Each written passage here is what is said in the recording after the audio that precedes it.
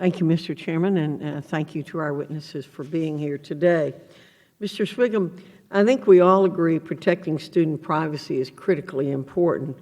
One of the concerns we've heard is that by requiring some aggregated data to be shared with the federal government, states and local districts will hand over personally identifiable student data to anyone who requests it without scrutiny in an effort to avoid added burden or duplication. In your testimony, you mentioned how the state worked with districts to build the state data system in a way that was useful to them, understandable, and not duplicative of what they were already using.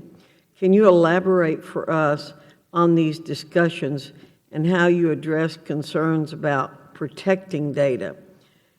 In your opinion, is protecting student privacy more important than an increased burden? And I want to pick up on the last comment you made about your graduation rate having so improved.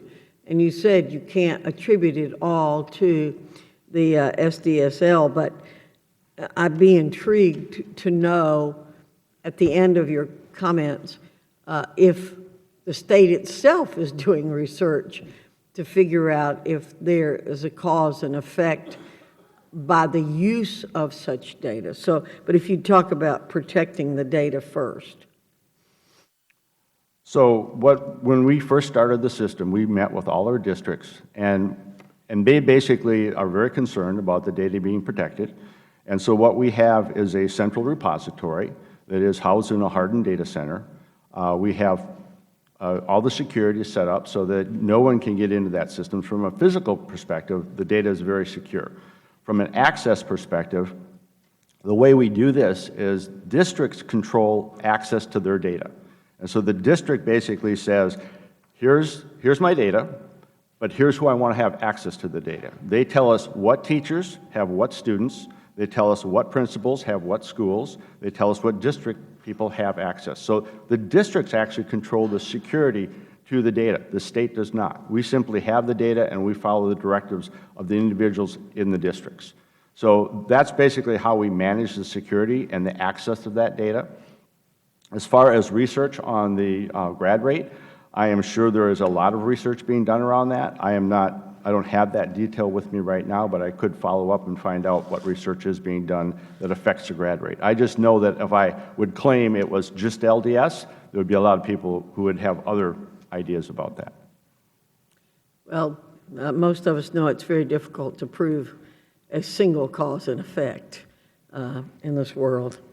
Ms. Stickland, thank you very much for your testimony. I think I am very concerned about the ability for any government agency to be able to get individual information, and have worked very hard to keep us from having an individual student record here at the federal level. So I wonder if you might talk a little bit more about what should parents know about their students' education data, and how can they be involved in conversations to protect their students' information? Thank you for the question. I would say a great first step is inviting parents to a hearing such as this and allowing our voice to be heard. We're very grateful for the opportunity. In terms of what parents should know about what's in their education record, I think the term education record gives parents a very false sense of assurance that it's low-risk information, when in fact information in an education record can include medical information, disability information. In some SLDSs, it includes arrest and criminal type activity. So I think getting parents educated, involved in the conversation, asking their schools, their school districts, their school boards, and certainly members of their state legislatures about what data is being collected, who has access to it, and for what purpose. When that information should be destroyed and how it can be secured are questions that parents need to be asking, and they're starting to do so now. Thank you, Mr. Chairman. I yield back. I thank the gentlelady. Ranking Member Scott, you're recognized for 5 minutes.